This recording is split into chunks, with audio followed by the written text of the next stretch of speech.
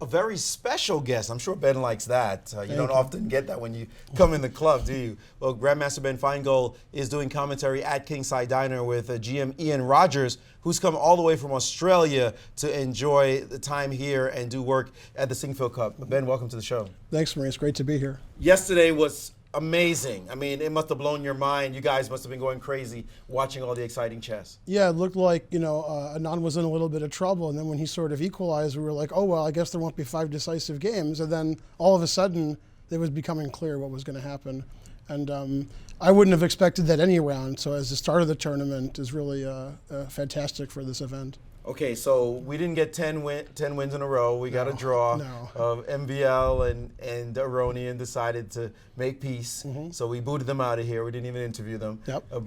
But the other games, there are a couple of games that are interesting. So let's take a look at the games. Let's just start with the game with Fabiano and Magnus. So far, the most interesting thing, as Jen pointed out, is that Fabiano has used a lot of time to get to this position, which doesn't seem that special for him. Yeah, and luckily, even though I was taken away from my live coverage, we have a good replacement in Lawrence Trent, who, as you know, is doing live commentary for your event soon. And of course, he's the manager of Fabiano Caruana, and he was not happy. He was actually very happy with his position, but he was not happy with the 29-minute think about Bishop A2. He's like, why the long think? In a position that he said, this should just be good for white. And well, they were sort of arguing if it was very nice for white or just a little bit nice. And then it seems like Fabiano maybe changed his mind, thought he had a nice position, but after Bishop A2, and which is a reasonable move. But to think so long, well, his manager obviously was upset yesterday when he was in the commentary with us, and now he's getting upset again. Yeah, I'm going to have to talk to him when he does commentary for our event, since Fabiano is playing in that one as well. We need some objectivity when you're doing commentary. Defending his man, of course. So let's then get off this game and look at this one between Geary and Wesley So. This game is looking good for white, but at the same time, he doesn't have any pawn breaks. How's he going to make hay in this position? Right, and actually, white had more than one plan, and I wasn't sure which was correct, and he's not. Yeah, I mean, like one plan was to play for H4, H5, which he decided not to do, unless he changes his mind. The other, which you guys were pointing out when I was standing outside watching, was to eventually play knight G1 to F3, which we were looking at before. And Ian was surprised because Ian Rogers thought this line was not very good for black. And Wesley just sort of played it and just said, okay, I'm here, and what are you going to do to me? And it seems like Geary's not really sure what to do, and I think black's getting closer to equality now. I think I would agree with you there. Now let's get to some real action on the board. Well, first of all, this one with Grischuk and Anand, it looked like Grischuk was going to go for a dark square domination, but now he's captured on D5, which seems very surprising. I would think Anand would be relieved to see this move. That's not the move we were looking at over at Kingside. Yeah, actually, we were very surprised about the move Bishop to D7 earlier in the game. And Ian Rogers had a very good explanation. He said, obviously after Bishop D7, Grischuk didn't expect this move, so it's time for a 20-minute think. So always play a move that Grischuk isn't expecting, because we have to get him into time trouble. Yeah, it looked like Anand's playing a little bit funny this game, and maybe white had a little advantage, but C takes D5 is really surprising me.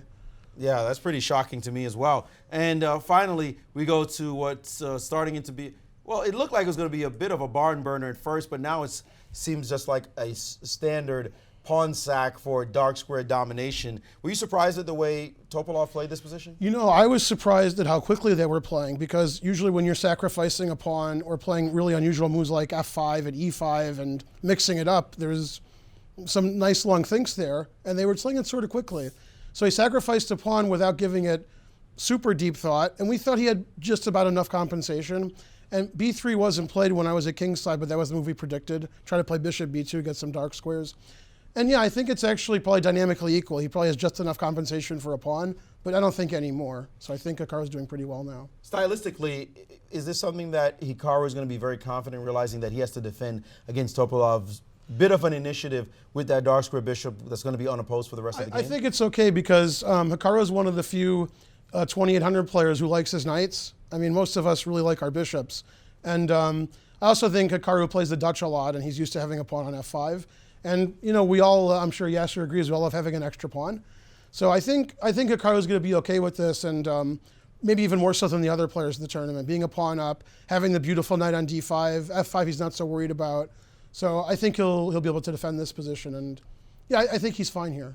Last year, you predicted MVL winning the whole thing. That didn't quite happen. No. This guy named Fabiano Caruana showed up and played some good moves. Well, yeah. Who do you think this year you're committed to? I've been telling people for 3 weeks that I thought Hikaru was going to win because he's just having a fantastic year.